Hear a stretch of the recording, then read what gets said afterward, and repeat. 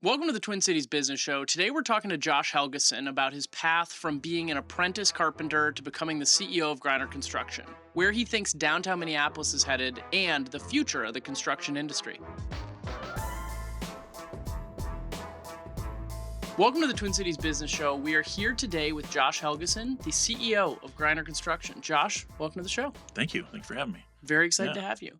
So, you have a really phenomenal journey working your way from apprentice carpenter all the way up to CEO. But I want to go back a little bit further than that to your experience in the lumberyard. Oh, geez, yeah. Can you tell The us a little lumberyard bit about experience. Yeah. how you arrived in the lumberyard and what that experience was like? Yeah. Yeah, that was back when I was in high school. When I first got my license, it was time to get a job, right? It's now you can get yourself places, you can go get a job. So we had a connection at our local lumberyard. It was a lumberyard my grandfather used to own way back when. So it kind of made sense. Our family was kind of in that construction slash, I don't know, trades kind of industry. But I was looking for something. I really wanted to get into home building and doing some building of homes, Hmm. but there just wasn't that opportunity for me then. But the lumberyard had an opportunity for me to work there. A friend of a friend, the owner of the place, yeah, come on down, let's talk, and kind of the rest was history. There, it brought me on. First day on the job, I started counting nuts and bolts and screws and not nuts, washers, all those kinds of things. It was inventory time. Wow. It was that time of the year, so I would physically dump a pile of them in my hands, measure, count them out, measure how many are in a pound, and then figure out how many we actually had. Right, so it was kind of crazy, but got to use some math skills there, right? Yeah. And start to do that. But from there, from counting and inventory, I started kind of managing and running the store per se, and then I got into a little taste of the estimating side of houses. Home builders would come into our lumber yard and ask for estimates on certain packages, and I was able to do some of that stuff, not all of it. But then ended up being responsible for opening and closing that store, in the morning and at night. And just, it was kind of a fun 4 or 5 years that I had there, at the lumberyard. And then I went to school, came back in the summers and worked there as well. And then crazily enough, I was offered to purchase that lumberyard after I went to college for a little while, because the gentleman that owned it was selling it. I don't know. Hey, you want to come back home? If you're interested in coming back home, like this place, I would sell this to you. Um, Kind of a weird thing as a 18, 19-year-old kid. I'm ready to own a business. But that So kind of just went away. I think that's it's kind of a fascinating moment in your career, right? Because you're in small town Wisconsin. Hmm. You have this opportunity to take on this whole career owning, running a lumber Yeah. yard, staying there. Do you think ever about what your life would be like if you'd done that? I often, no, I don't say I want to often do, but my wife often brings that up to me. Like, Hmm. can you see yourself back home running a lumberyard doing that? Um, I wouldn't say no, I can't. I just, from my leap to the Twin Cities, I want to be here. Yeah. There's so much more opportunity for me here than there was back home. Yeah. And I felt like back home was more of a handed kind of a thing to me, Yeah. just because of our family, our reputation in our city. Um, the Helgesen name was a big name in that city, and I didn't feel like, to me, that was something that was just handed. I didn't really work through hard to get that right. Um, so I feel more purpose here. If I were to look back at that, that was the right decision. Yeah. Hmm. So you really wanted to sort of make your own name, go out in the world, I make did. your own way. Yep, I did. Yep, and that's ultimately kind of what I did. Yeah. Yeah. So now you guys are you just opened, we met at your office opening in Yeah. downtown Minneapolis. You have a beautiful new office in Well, LaSalle thank you. Thank Plaza. you. Thank you. Um Talk a little bit about your relationship with downtown Minneapolis, being somebody who, you chose to come here Hmm. and you really have been intentional about embedding the company, right in the heart of downtown. Yeah. So when I started Griner Construction almost 26 years ago, probably a little over 26 years ago, as an apprentice carpenter, believe it or not. Oh, we've always been downtown. That's where we first initiated business. And it was 30, almost probably 37, 38 years ago is when Wolfgang started the business. Their office was in the old Piper Jaffrey Tower on the mechanical floor. Hmm. Uh, in the mechanical floor, if you've been in those buildings, they're very tight. Ductwork is huge. It's noisy, and it's dark. There's no windows. Hmm. That's where he first office out of. And I remember going into an interview to that office space, having to duck to get underneath ductwork and sitting right underneath the ductwork at a table, having an interview um, for a carpenter position. So I don't know anything different than downtown because that's where we've always been.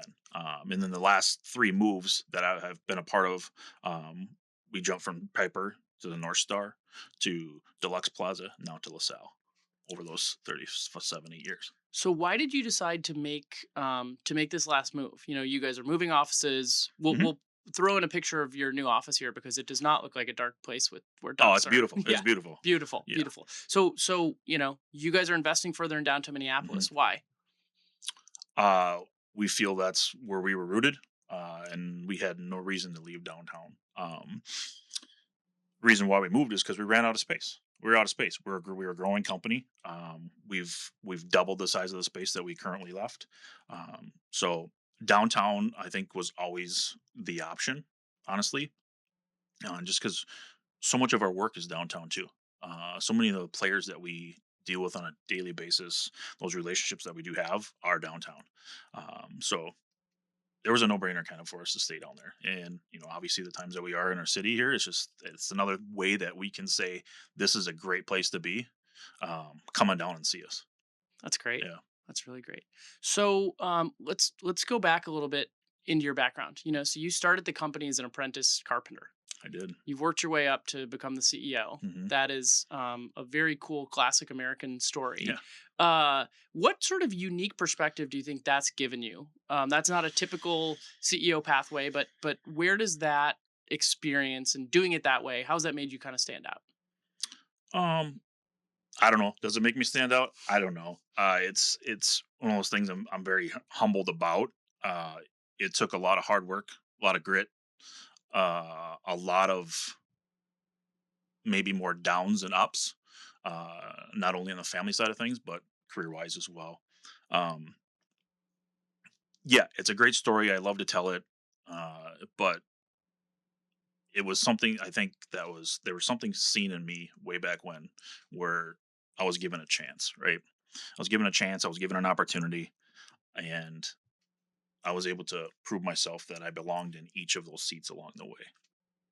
Um, CEO, it's I'm still learning how to be a CEO, right? And all the advice that I've been getting from other CEOs that I've been connecting with, other leaders in our community, is just keep doing what you're doing. There's no playbook really for it, so that's what I'm doing. I'm continuing to do what I do, maintain those relationships that I've developed along the way, but try to figure out where those new ones are. How can I be a player in our community even stronger than we are? How can I give people opportunity? How can I expose people to our trades and teach them things that maybe they not don't even know, right? But that's what we want to do, and I think that's Griner's culture. Griner's motto is like those opportunities. That door is always open for anybody that wants to come and work hard. Uh, there's a spot. Yeah, Yeah. that's great. You have a very good sense of humility in there. And you know, but there's an element that, you know, you really started on the ground floor of the industry. You know, you're talking about the lumberyard and Yeah. literally counting nuts and bolts. Boring. I mean, yeah, but you know, take somebody who say comes in with more of an MBA type background. Like what is it about starting doing that stuff that you think lends itself well to a leadership position? I think I've seen it all. I've been in those spots. I know how hard those people work as apprentices to make it to a journeyman. Those schooling and stuff that they have to go through. I know how hard those journeymen work to finish a project to get things through the finish line. I know how those superintendents juggle multiple jobs at any given time and dealing with clients, tough clients.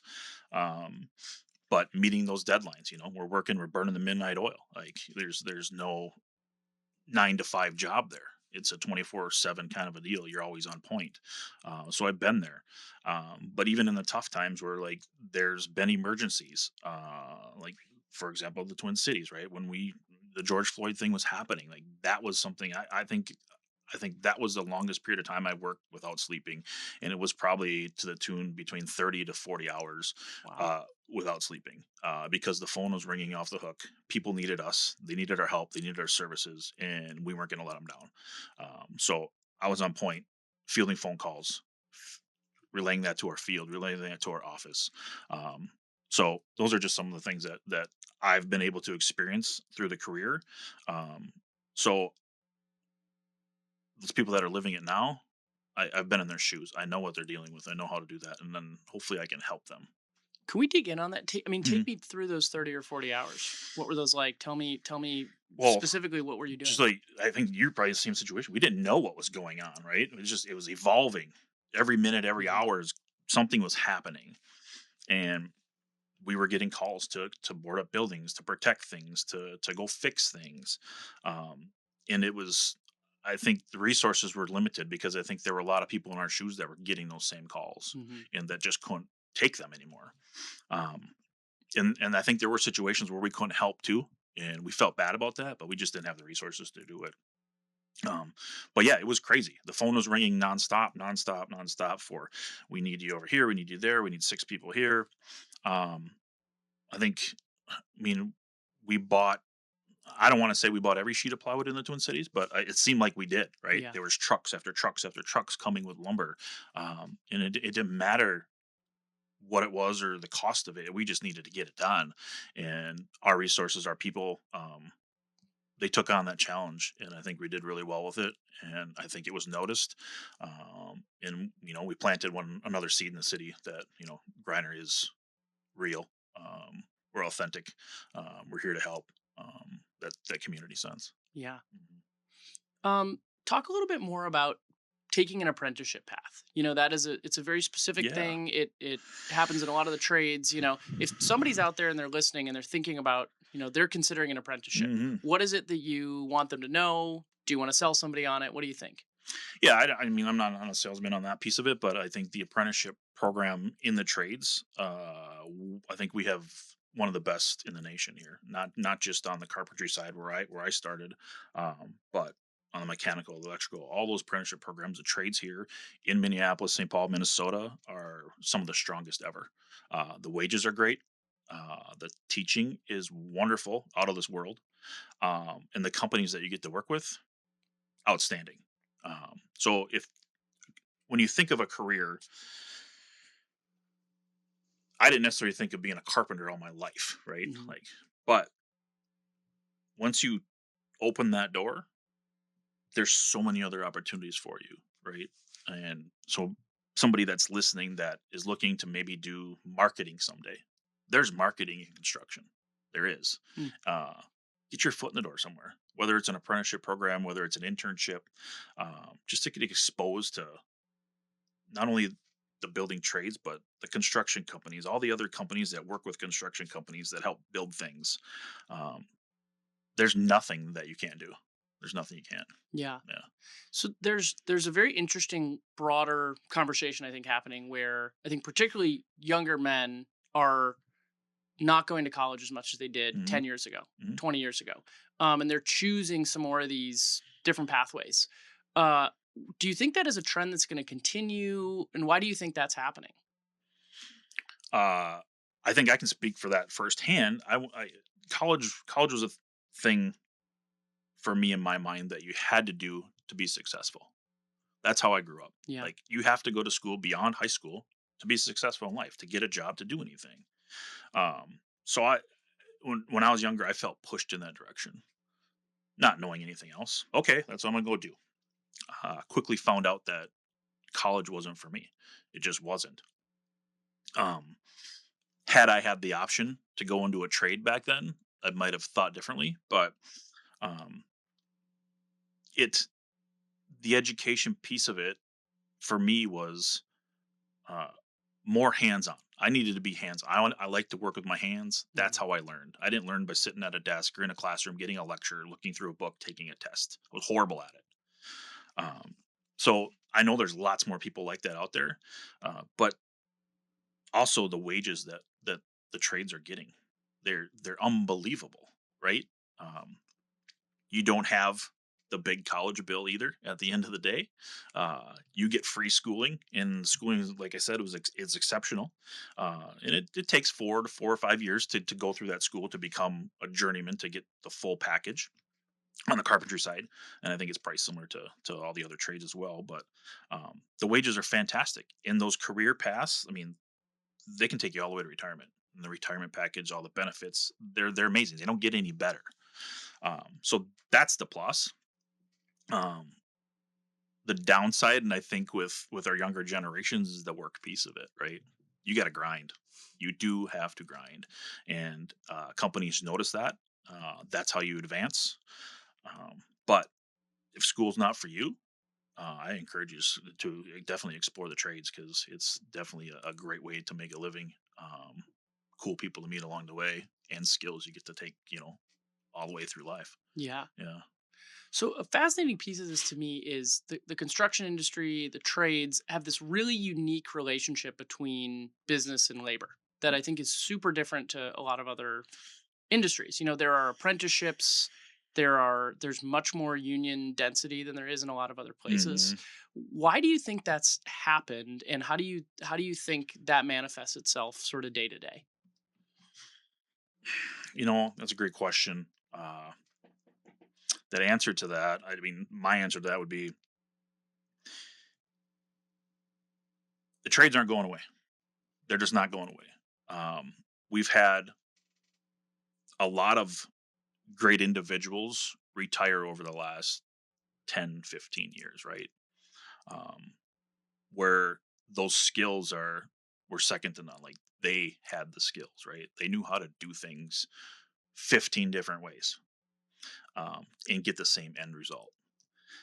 We're losing that, um, and I think by putting these unions and things together, they're creating the curriculum, the know-how, um, the stuff together to hopefully pass down to those other generations that are coming up through, right? Um, I think that's the biggest thing. But again, it's advocating for wages, it's advocating for benefits, um, that you see kind of going away in other areas, right? They're taking more, those kinds of things. So I think that's maybe one of the answers. I beyond that, um, I don't know. Yeah. Yeah. Where do you think there's the biggest labor pinch point now? You talk about all these people who left the industry. There are a Yep. lot of really experienced tradespeople, I think, in the last, especially since COVID, that have Mm, exited. If somebody's looking to get involved in a trade right now, where do you think they should be looking? I think across the board, honestly, I think everybody's, us and our boat. It's the carpentry side of things. We're really having a hard time finding skilled people that want to come work for a great company. Take that back. People want to come work for a great company. It's just finding those right fits, right? Um, there's lots of times where folks will come in and sell you a book of business, right? And you don't know what you don't know. It's like, okay, great, you've done this, you've done that, and we put them out there, and it's completely the opposite. Hmm. Um, so that's the struggle that we go through, and you don't know that until you do those kinds of things. Um, so that's really the hard part. Um, I wish people were a little more honest that way, uh, because there are ways. If you're a good person and you want to work, we'll teach you the skills, right? Don't come in and tell me that you have all these skills and then we put you on something and you don't. Um, that's the hard part because then we're stepping back 3, 4, 5 different steps, right? We're having to take our time to go interview somebody else, hire somebody else, or go fix something that can't be fixed. Like that takes a while to fix. Um, those are the challenges that we go through as a company. Yeah. So that creates really interesting hiring challenges, right? If you're Hundred hiring a percent. writer, very easy to see the writing. You're hiring Mm-hmm. somebody to do spreadsheets, very easy to see the spreadsheets. Mm-hmm. But you guys can't necessarily go to a bunch of older job sites and tear open the walls and see what You happened, can't. right? You cannot. So how do you look for the right types of people to hire? And it sounds like you had some challenges with just people who are a little Yeah. maybe exaggerating about the things that they Well, can do. it's the relationships that we have, right? We ask people, our connections. We ask people, so and so. Is there a good carpenter? Is there a good PM? Is there a good finance person that they work with, that they enjoy working with, that they trust? That's been the best route. Um, recruiters are great. There's some really good ones out there that really get to know your business, get to know you and exactly what you're looking for. But again, they're having a hard time finding those people as well. Um, so I think the best thing is to just keep showing up like we're showing up, that talent will come to us. We'll vet it out. That's how it'll work. Yeah. Hmm. You guys have experienced quite a bit of growth the last few years. Hmm. Can you take me through just some of the numbers there and what it's meant for your business as you've continued to grow? Yeah, growth. I mean, we take growth seriously. If you're not growing, you're not. We say we're not building anything there. But it's been that slow, steady growth for us, right? We don't want to grow too fast because that poses all these other challenges. But that slow, steady growth, and our work has the work that we keep getting and continue to get has opened those doors for us to keep growing. Um, Myself, I'm chasing some new opportunities like we haven't historically chased before, Like what? right? Just new contacts, new relationships. One like yourself, like Hmm. we haven't known each other very long, but Yeah. like getting to know the right people, that know the right people that are making decisions. Uh, that's where we're going, and that brings in new opportunities. Hey, I met Josh. He's a great guy. He's got a construction company. He can help you. But that's how we're building our business. But then again, it's the word of mouth that trickles down. Like, oh my God, Griner did a fantastic job for us. Like, you need to talk to them, for your next project. Um, and it's not just projects; it's just the relationship piece of it, right? It's how do we get good people together to make a difference? That's what we want to do, Yeah. and projects will keep coming.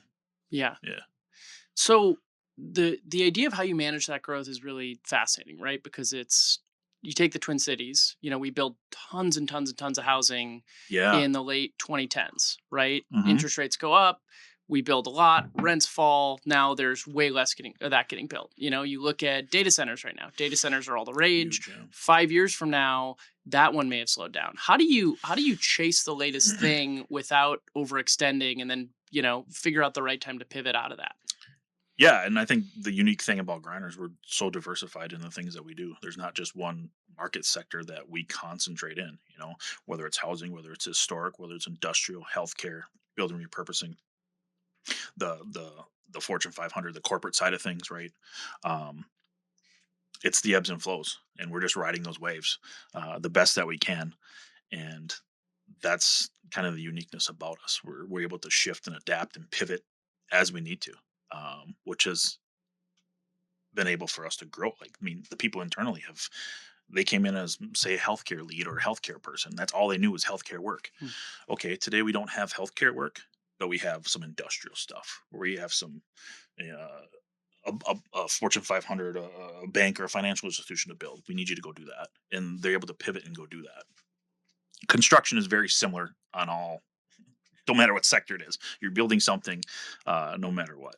It's just being able to pivot there and do that, not only on the project management side, but on the field side as well. When the carpenters are in the trenches doing this type of work, in a medical office building, it's sterile.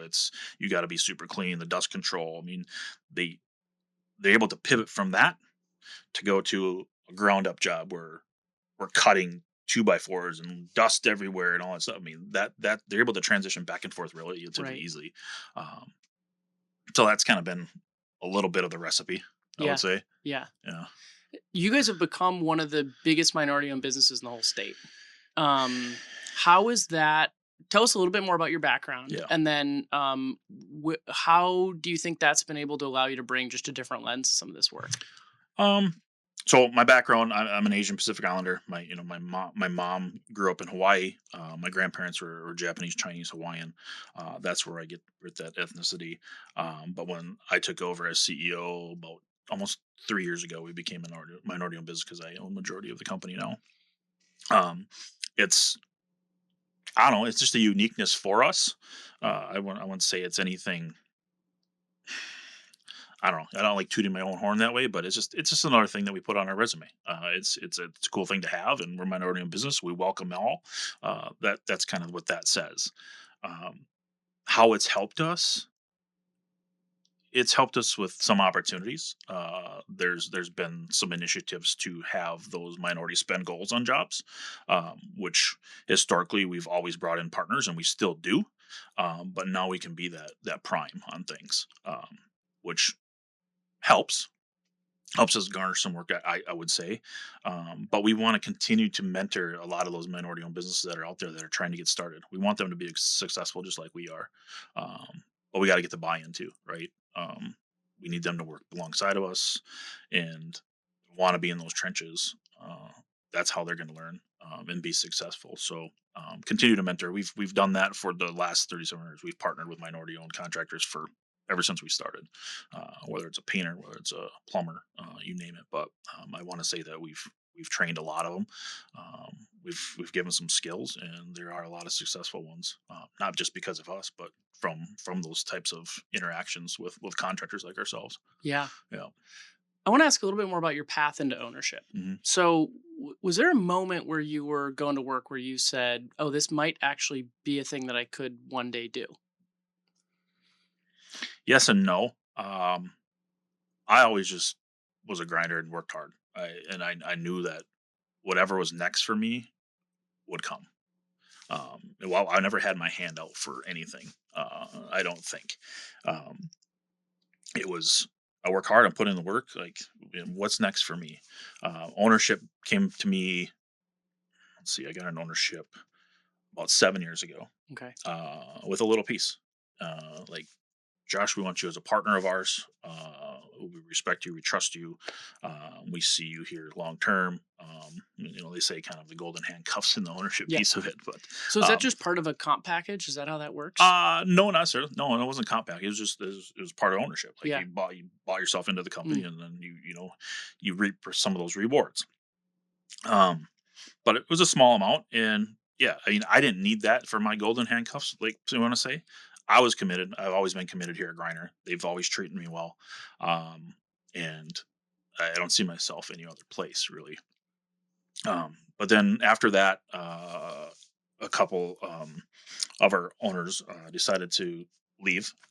So then there was more opportunity to buy more, bought more, and then these last couple years, there was another opportunity where some of our partners now are thinking about what's the end goal, what's that retirement look like for me. So they started selling off some shares. In turn, I bought the majority of those. Yeah. So I own 51% of the company, and I have four other partners. That's great. So like that's what we want to continue to do. Like, who are those next people that that are in line after us? But historically, grow our business that way. Pass it along to those ones that are up and coming to keep building. For anybody out there who's maybe thinking about a similar structure, I hmm mean, does that um is that sort of cash payments to buy people out? Is it tied to revenue? Like how does that work mechanically? Well, I mean, you don't get disbursements if you don't have the revenue, you don't have the profit, right? Hmm. It's like that's how that works. We all got to work hard to generate and create that. Then we get rewarded that way. Um, for me, it's I mean, for I think every owner, it's just there's a buyout process, right? There's a 10-year term there that I'm buying out. Okay. So I have to make payments every year, right? And once that comes full and fulfilled, then that's what the upside is for me long term, right? It's Interesting. not today, it's long term, it's down the Yeah. road. So it's like Um, structured correct. yearly payments for Yeah. 10 years. Yeah. So how do we Interesting. build this business? How do we build this to be the most profitable thing we can build? How do we keep growing? And when we leave, how does that sustain? Right. That's what we want to do. How do we keep that going down? So for one, when I retire, who can pay me? Right. Yeah. Buy my shares for me. Right. That's the goal. And the upside is way down the road. Not saying there's no upside now. The upside now is like driving business, creating a cool culture, place to work, a growing, new opportunities. That's the prize for me now. But down the road, yeah, when I retire, like just like you guys, right? It's like we need a nest egg of some sort, and that's my Yeah. nest egg. Yeah, So it creates a really cool culture and set of incentives, yeah, right? It's when you leave the business continues to be profitable, you get your ownership yeah, payments, right? yeah. And then for younger people within the company, they can see if I work here and I work my way up, I can one day join that Potentially, ownership. yeah, potentially for sure. That's really Yeah, interesting. yeah. So I mean, like I say, that like the room for growth at Griner is sky's the limit. It really is. Um, we've like in the past, I want to say in the past, even 5 years, we've created positions that we never knew we were going to have. Like what? Say chief growth officer, Mm. say marketing coordinator. There's different levels there. It's like S- sales, business Project side. executive. Mm. You know, the PE, which is a project engineer. Project coordinators. Like there's all different layers there. A safety seat, like things that we never knew that we were going to have. We've created, and it was opportunities. Either somebody came forward and said, "I want to do X," or we saw a need for another layer, right? Like we're getting to the size where, hey, we need some more focused here, and we need some support to this. That's how we created that, and I think that's one of the things that growing companies do. Is like I don't know, you can talk about all these different titles and different things, but what do they mean? Yeah. So we've kind of tailored every position to what do they mean to us, titles aside. Yeah. Mm. I want to ask a little bit more just about the industry. Construction costs across the board have gone up a lot, but you guys aren't necessarily seeing a lot of those, right? Because raw materials, labor, there are a bunch of ways that things have just gotten way more expensive. Yeah, I mean, I don't know. We see it every month. Those increases in prices out every month typically. Um, but we're not seeing those huge spikes that maybe people say that are out there. Um, I don't know if it's because we're doing a better job at selecting some of the materials and procuring some of the things that we like, maybe more locally, maybe more centralized versus overseas. So we're not seeing that big hit. I mean, lumber prices have kind of flattened out where like they're like pre-COVID almost. Like that's crazy. Yeah. Like the sheet of plywood, OSB plywood is, it's almost like $10 now. Is that because there's a little less building than there was in sort of 2021 or so? Or why has that Well, it happened? could that probably could be part of it. But I think the supply is there. Hmm. We got I mean so much supply of those raw goods here in the States. That it's I think it's easier to get, honestly. I mean, pre-COVID, I mean that's like you're for a piece of 4 by 8 sheet OSB. I mean, it was $30. It's $10 now. Yeah. Like it's crazy how it can fluctuate that much. But yeah, I think some part of the industry too is like that. Things are slower on the home side of things. Interest rates are still high, Hmm. so things don't necessarily pencil and work. So I think maybe supply is up a little more than maybe that's a reflection of it. But I do think that we are sourcing, trying to figure out and get creative on how to source a lot of that stuff here in the states where costs we can remain a Yeah. little lower. So because you guys, it sounds like have historically tried to make purchases locally, you haven't been quite as affected by things like tariffs Right? or geopolitical Not conflict. much. Yeah. Not much. And Mhm. and have you looked at ways to, it sounds like, buy more things here that maybe you hadn't in the past? I don't. I don't know that we look at it that way. Hmm. We recommend like when we're like say we're starting off a project, so we're getting engaged earlier on. I think in projects we try to emphasize that, bring us on early as a partner, so we can help drive some of those costs, some of those selection decisions, just from the vendors that we have. Light fixtures, for example, is just like okay, we can get similar light fixture that you're specing that's from Italy. We can get it here locally. It's kind of the same thing, looks the same for half the cost, and we can get it in 5 weeks. Yeah. Like those are the kind of the decisions that we're helping drive. Sometimes they still go with the Italy fixture, which is okay. It just stretches out that duration of a project. Right. So can you take us through a little bit about, you guys get brought onto a project. Hmm. Who brings you onto a project? And then tell us a little bit about just your work cycle throughout a project and where you guys, let's say you're building a new building. Hmm. Where do you fit into the whole process along the way? Well, like I said early on, we really strive to come on early on to these projects. Too late is not uh, a good thing for our clients Hmm. typically. So we strive to come on early, and how we get that work is it's either through a brokerage, it's through an architect, or it's repeat business, right? It's those clients. That's how we get brought in. Um, and there are times where we're doing the bidding process too. We're up against 4 or 5 other GCs, and we're battling for best value or low price. And low price isn't always the right answer too. And we try to teach that as well. What is that best value? And we do our homework. Our team does our homework. I think we're asking those right questions, especially early on. Um, Asking what is our budget, so we are designing to a budget versus designing something that looks like the Taj Mahal but we don't have a Taj Mahal budget. It wastes people's time, it wastes people's money, So we try to eliminate that part of the process, um, by asking really those right questions. So that's that's part of that upfront process, and then as that process goes on, we're bidding, we're getting at least 3 4 different trade numbers for each category. We're level setting all those bids, and we're ultimately giving our clients best price as we can right up front. Um, we definitely do not like to change orders, so we like to ask questions of like, you running a business, we want to know your programming, we want to know how you run that business, we want to know exactly the nuts and bolts of that business, so we can put that into our heads to make sure that this is the right way. Mhm. So we don't have those. Oh, we should have had that conversation earlier, or we should have included that. Well, we include that right up front, Right. right? So that's that process, and then we get to a point where we're creating schedules for things, and we're boots on the ground.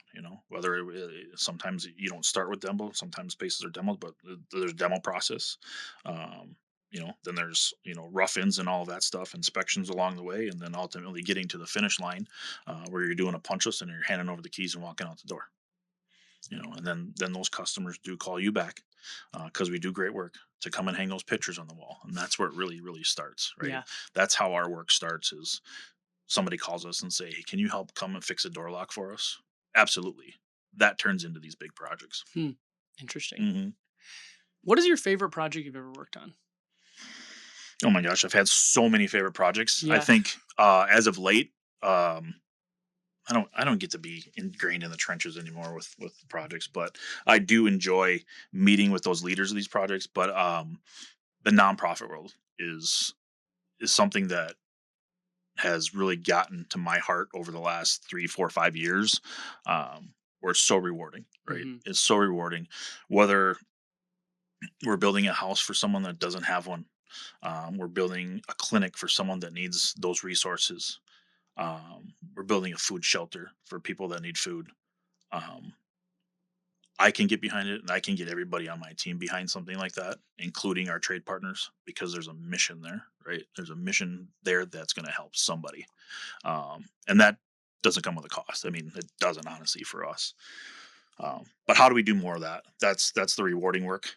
That's the community work that we want to keep continuing to do. And I would say those are my absolutely my favorite types of projects, because at the end of the day, when you do turn over those keys, those smiles on those faces, um, they're priceless. They really absolutely are. Yeah. But we enjoy building banks. We enjoy building hotels. We enjoy all of it, right? They're all unique in their own way, but rewarding. Yeah, nonprofit work. Yeah. What about the biggest project you guys have been involved with? Um, well, we got a couple bigger ones now than we ever have been, but Talo Alpha 394 has been a big Mm. one. The big apartment complex we did out there. Hewing Hotel is another big one downtown. Um, we have Beautiful building. Yeah, super nice, historic, cool building. We have 20 Washington coming up. That's going to be something that obviously is a staple here in our city. But how do we bring that building back to life? That's going to be super cool story to be a part of. Um, but I don't know. There's lots of different things. I mean, some of these TI buildings. I mean, some of these build outs that we're doing are crazy amounts. They cost a lot of money. They're just nuts of what they're spending. So TI, can you explain to people what that? tenant improvement. So yeah, we're working in all the high rises downtown Minneapolis, St. Paul, in the burbs, just the interiors of buildings, right? Building out spaces for law firms, for accounting firms, you name it. But they're unique in itself. You got to blend in. That's our bread and butter. We can do those jobs in our sleep, but you have to blend in that environment. So um, we don't want to be seen. It's people are working around you typically. We're riding the same elevators as other employees for other companies are. So we need to look good. We need to play that part, and not look like maybe the standard construction worker, right? We need to have our barriers up. We need to have those dust control pieces in place. We need to have signage, direct people in the right spots. So the tenant improvement stuff, it poses its own challenges for sure.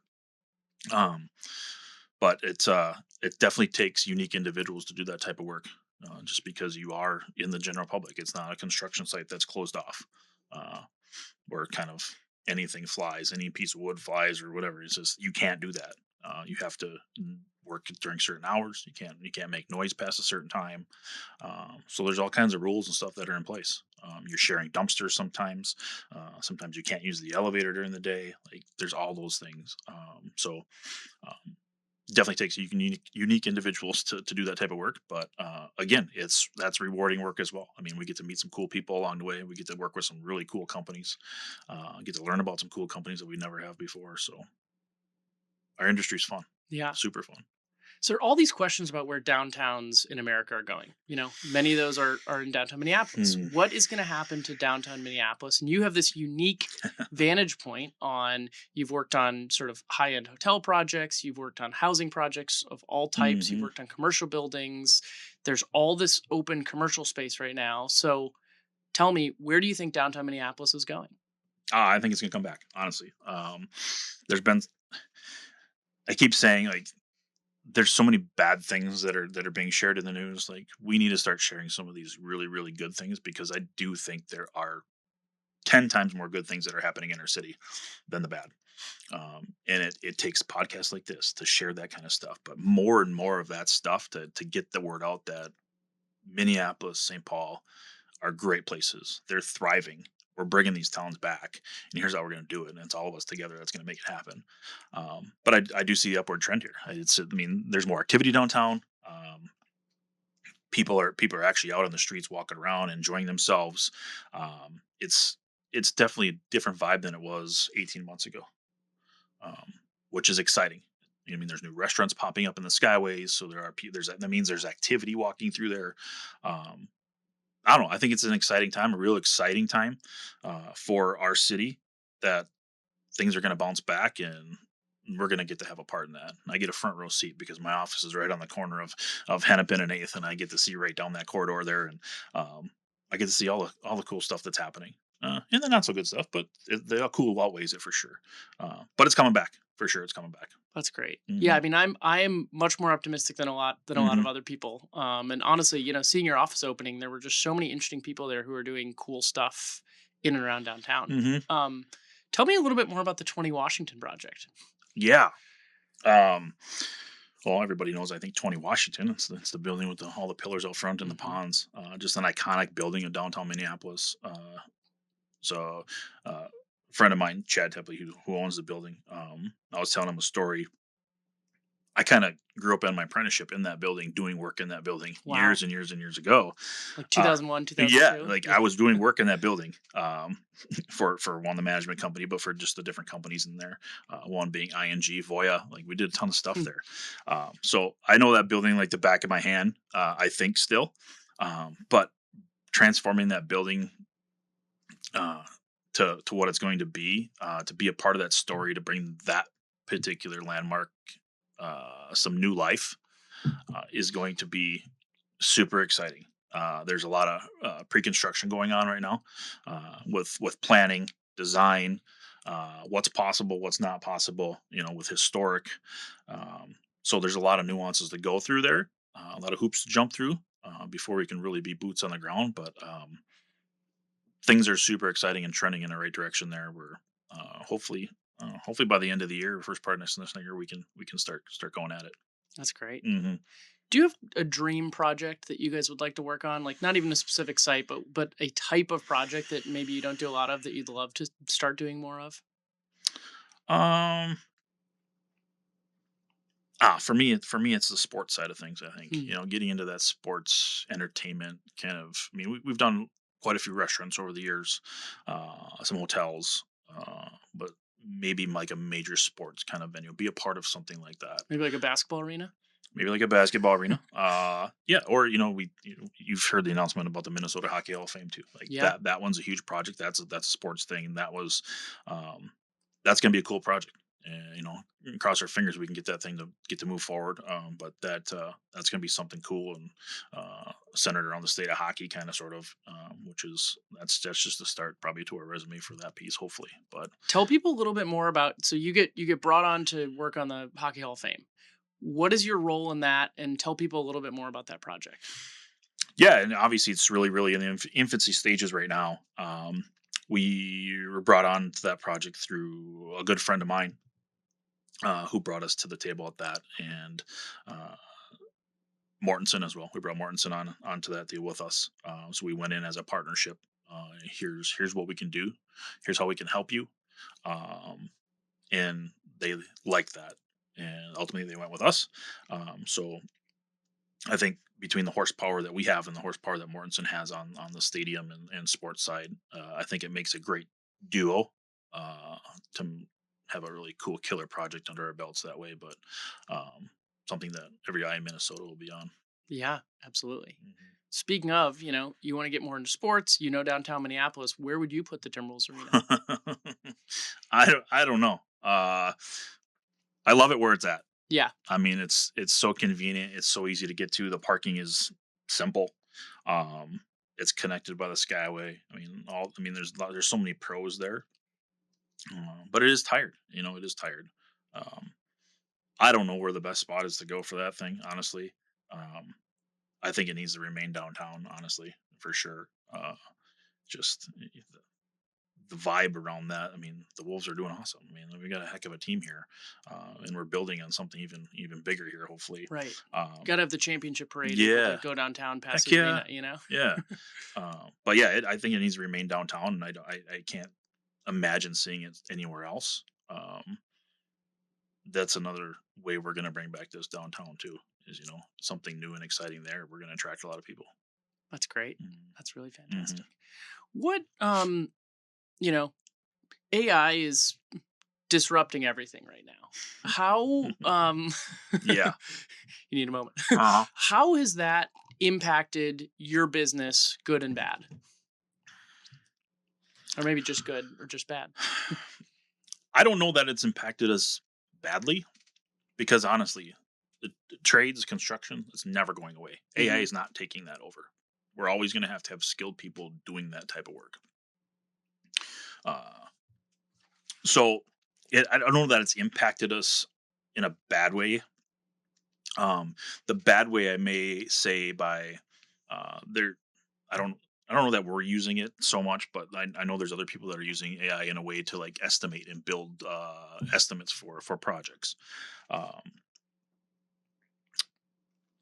I worry about the piece of missing things. So you think it's less accurate than At humans? times, I Yeah. mean, it could be very accurate. AI is dependent on what data you're putting into that, right? Mhm. And as you build that data, it gets to know you.